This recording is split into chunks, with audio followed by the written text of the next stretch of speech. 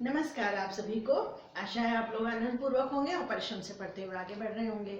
आपका मनपसंद YouTube channel Sanskrit class में डिजी आपके लिए लाया है एक विशेष वीडियो कि अब बचे हुए समय में आप अपनी बोर्ड की परीक्षा की तैयारी किस प्रकार करें।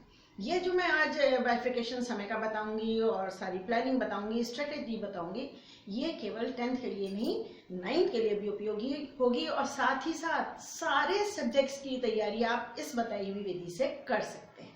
कैसे कर सकते हैं हम आगे बढ़ेंगे, लेकिन पहले फिर वही बात, मेरे YouTube चैनल को अगर अभी तक आपने सब्सक्राइब नहीं किया तो भाई सब्सक्राइब कीजिए, शेयर कीजिए अपने साथियों के साथ में, अपने कमेंट्स मुझे भेजिए और बेल आइकन भी दबाइए क्योंकि रेगुलर वीडियो आपके लिए बहुत उपयोगी आने वाले हैं। तो भाई बात करें परीक्षा की। हर वर्ष परीक्षा लगभग 15 फरवरी से शुरू होती है। पहले थोड़े वैसे सब्जेक्ट्स होते हैं जो अनकॉमन होते हैं, फिर लेकिन कोर सब्जेक्ट्स की परीक्षा 20 फरवरी के बाद होती है। चाहे कोई लाख आपसे कहता रहे कि परीक्षाएं नहीं होंगी, लेट होंगी, सिलेबस और कम हो जाएगा, आप किसी बात पे ध्यान मत दीजिएगा। जो अब तक चेंज होना था वो हो चुका है और आगे सकारात्मक इस प्रकार के विचार रखिए कि परीक्षा समय पे शुरू होगी क्योंकि महामारी का अंत अवश्य हो जाएगा। ये कम हो जाएगी, अंत हो जाएगी और बड़े बड़े लोग बैठे हुए हैं भाई सेंट्रल बोर्ड ऑफ एजुकेशन में, वैसे तरकीब निकाल लेंगे कि आपकी परीक्षा सुचारू रूप से हो जाए और आप लोग सुरक्षित भी रहें। तो भाई सबसे पहले हम ये जान लें कि आप परीक्षा की तैयारी करें लेकिन पूरी तरह सकारात्मक विचारों के साथ में से हर प्रकार की नेगेटिविटी को दूर रखिए।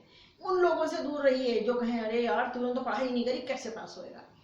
अपने पर विश्वास रखिए, आपके पास क्षमता है, योग्यता है, सारे साधन हैं और आजकल तो YouTube पर सब कुछ स्वतः ही उपलब्ध है। आप अपने काम की चैनल ढूंढ लेते हैं पढ़ने के लिए। मुझे मालूम है इस समय 10वीं कक्षा 9वीं कक्षा के सारे छात्र 11वीं और 12वीं के भी उन्होंने ऐसे YouTube चैनल ढूंढ रखे हैं जिनकी सहायता से उनकी पूरी तैयारी हो रही है। स्कूल की भी ऑनलाइन क्लासेस चल ही रही हैं।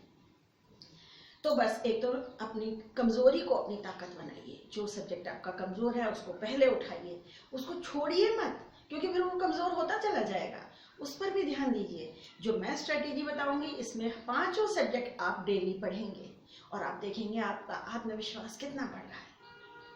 बच्चों, जब हनुमान जी से कहा गया था कि लंका जाना है आपको और आप 100 योजन की छलांग लगा सकते हैं और कूद के चले जाइए, हनुमान जी ने कहा क्या बात करते हो भाई, मैं नहीं जा सकता, मैं नहीं जा पाऊंगा और बैठ गए।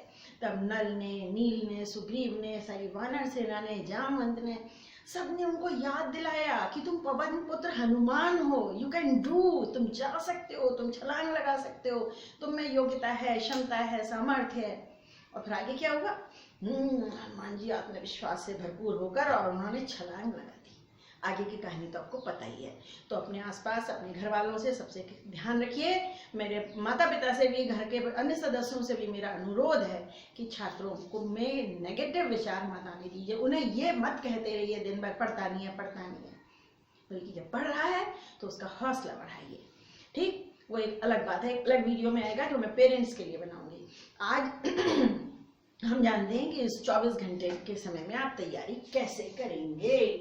24 घंटे का दिन होता है, 10 घंटे आपके पास पढ़ाई के लिए कम से कम होने चाहिए, कम से कम 10 घंटे। एक सेकंड छात्रों, मैं जरा अपना पेन ले लूं। हाँ जी, ये आ गया पेन जो गिरा जा रहा है हाथ से।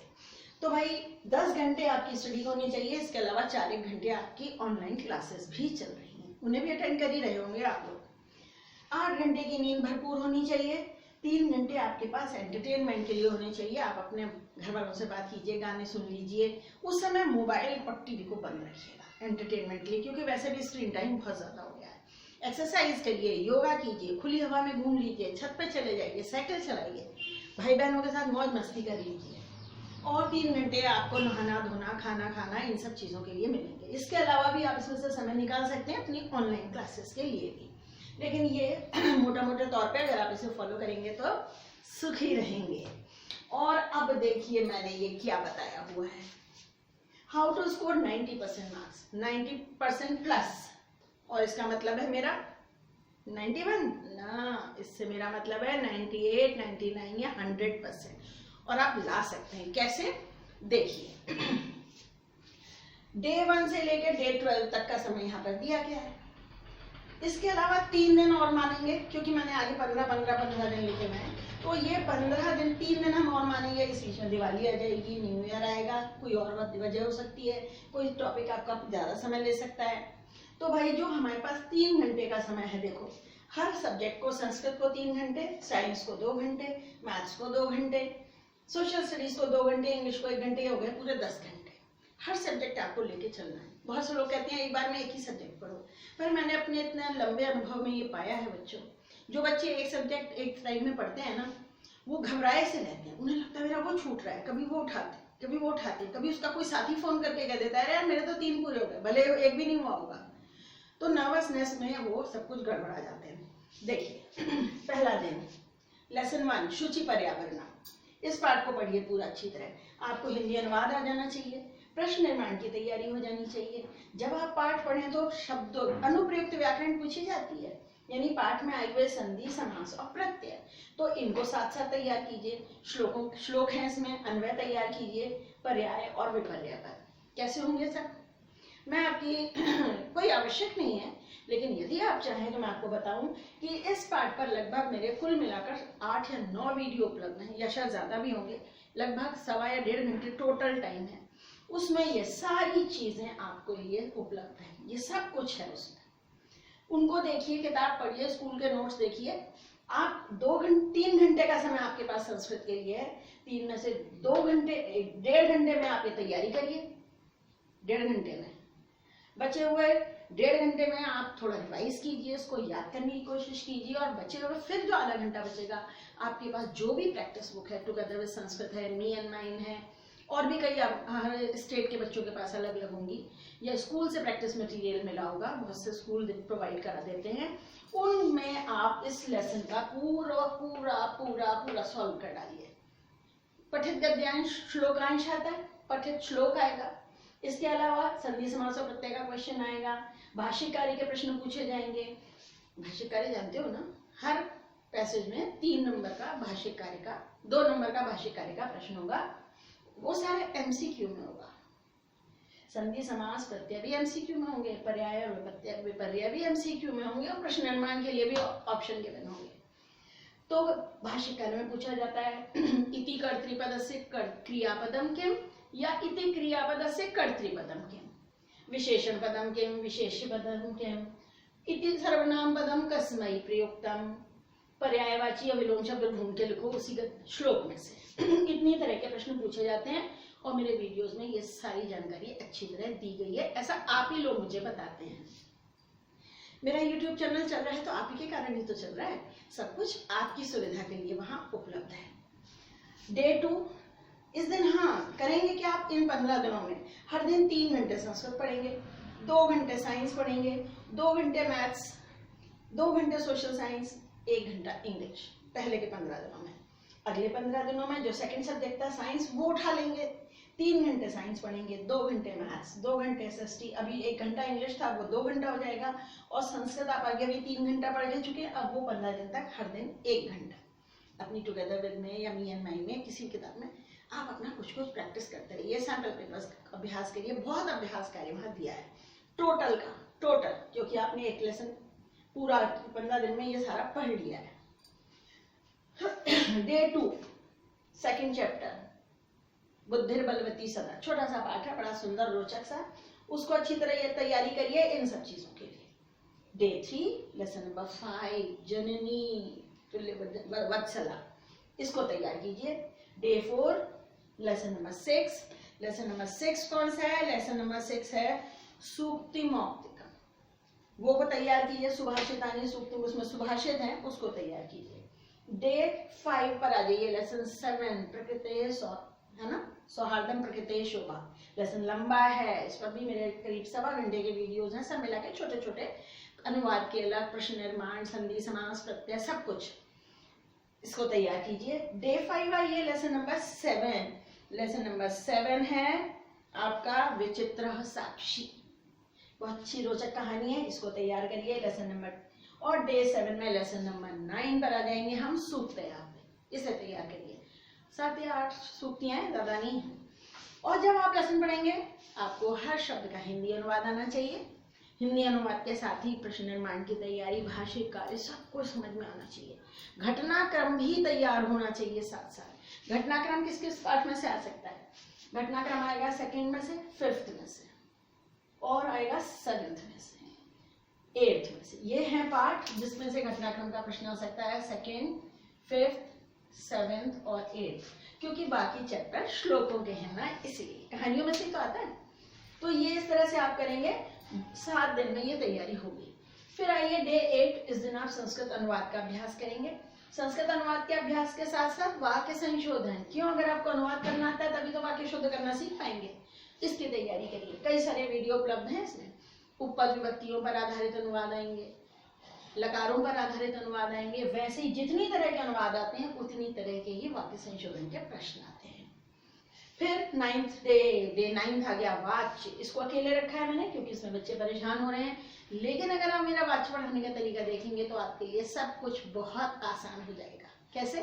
क्योंकि मैंने केमिस्ट्री की तरह फॉर्मूला बना रखा है, कर्तृवाच्य, कर्मवाच्य और भाववाच्य का। आप देखिएगा और 100% सही होगा। ये MCQ में आएगा, वाक्य संशोधन भी MCQ में आएगा।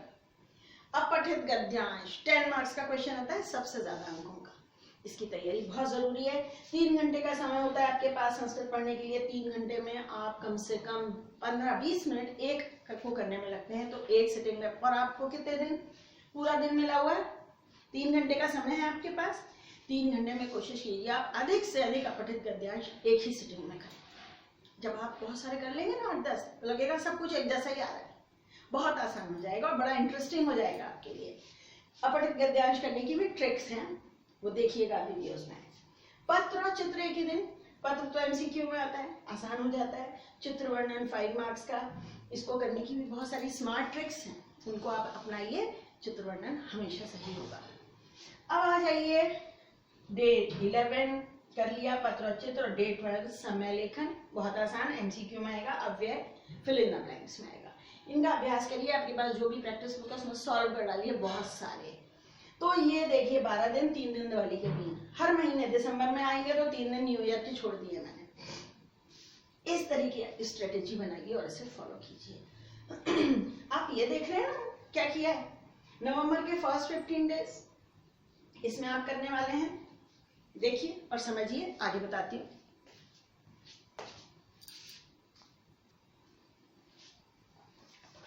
देखा आपने इस स्ट्रेटेजी को। शुरू के 15 दिन में पहले 3 घंटे संस्कृत है, 2 घंटे साइंस, फिर मैथ्स, फिर साइंस और 1 घंटा इंग्लिश। अगले 15 दिन में साइंस पहले आ जाएगा 3 घंटे। तो इसी प्रकार साइंस के कोर्स को डिवाइड करके 15 दिन में ये तैयार कर डालिए साइंस।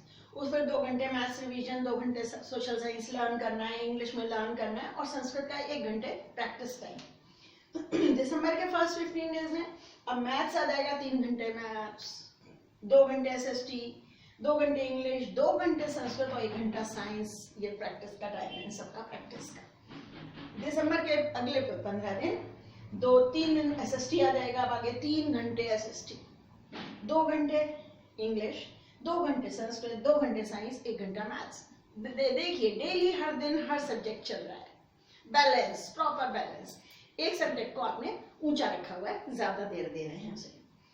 दिसंबर के अगले 15 दिन 3 घंटे SST, 2 घंटे इंग्लिश, 2 घंटे संस्कृत, 2 घंटे साइंस, 1 घंटा मैथ्स। और जनवरी के 15 दिनों में 3 घंटे इंग्लिश। इस तरह Sanskrit, science, math, SST, English, सारा कोर्स तैयार। कितने समय में? 2.5 महीने में। और इसके बाद 1 महीने का समय, 15 जनवरी से लेकर 15 फरवरी तक आपके पास बचेगा। आप सारे सब्जेक्ट्स को ब्रश अप कर डालिए। 15 फरवरी के बाद एग्जाम होंगे। हर एग्जाम के पहले 4-5 दिन का गैप होगा। उस पर्टिकुलर सब्जेक्ट को बहुत अच्छी तरह आपसे ब्रश अप कर सकते हैं और खूब अच्छे अंक पा सकते हैं। देख रहे हो ना कितना बैलेंस है। हर चीज के लिए आपके पास समय है। जीवन का आनंद उठाइए, पढ़ाई कीजिए, सिर पर बोझ मत बनने दीजिए। और ये इस प्रकार का बोर्ड का क्वेश्चन पेपर जो मैं अभी लेने गई थी यही था। इस प्रकार का क्वेश्चन पेपर आपको मिलेगा जिसमें से आपको क्या क्वेश्चन कॉपी करना है वो यहाँ लिखा हुआ होगा। संस्कृत, हिंदी और इंग्लिश तीनों में दिए गए होते हैं इंस्ट्रक्शंस। पढ़ेंगे और करेंगे। हर क्वेश्चन में MCQ होता है। 3 ऑप्शन होते हैं हर एक क्वेश्चन में। और आपका क्वेश्चन पेपर बहुत अच्छा होगा। बहुत अच्छा आप करने वाले हैं। बस घबराहट को दूर भेजिए। एंटरटेनमेंट भी चलने दीजिए। सब्जेक्ट पर अपनी पकड़ बनाए रखिए। कोई डाउट हो अध्यापकों से पूछिए, संस्कृत है तो मुझसे पूछ लीजिए। मेरा फ़ोन नंबर मेरा व्हाट्सएप नंबर गिवन होता है मेरे हर वीडियो के बाद में। बच्चे पूछते हैं और मुझे उनकी समस्या हल कर बहुत खुशी होती है। तो मैं जब बीच में से हटती हूँ वो इसीलिए हट जाती हूँ बोर्ड के सामने से कि आप स्क्रीनशॉट ले सकें। स्क्रीनशॉट लीजिए और तैयारी कीजिए और पढ़िए। आत्मविश्वास से भरपूर रहिए। अपने स्वास्थ्य का ध्यान रखिए, खाने पीने का ध्यान रखिए, हेल्दी बने रहिए, क्योंकि बीमारी अगर बीच में सर्दी जुकाम भी हो जाता है, 1-2 दिन नष्ट हो जाएंगे, पढ़ाई नहीं हो पाएगी। और बस पढ़ते रहिए, आगे बढ़ते रहिए। आपके लिए अनंत शुभकामनाएं। स्क्रीनशॉट लीजिए इसका एक। Bye friends.